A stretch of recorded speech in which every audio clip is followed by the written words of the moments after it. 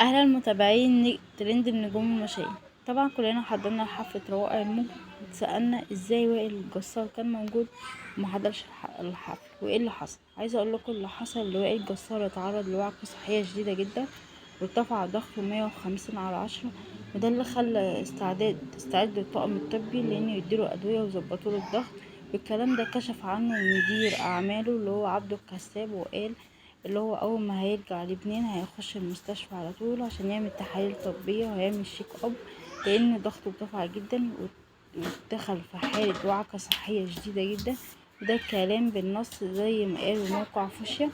وعايزة اقول لكم روائع الموجي كانت ضمن حفلات كتير جدا ومغنيين كتير جدا، وكمان سألوا عليه من عرض الحفلة ايه سبب غيابه وائل جسار، خاصة انه كان نشر صورة بتجمعهم مع المشاركين في جانب المستشار تركي الشيخ.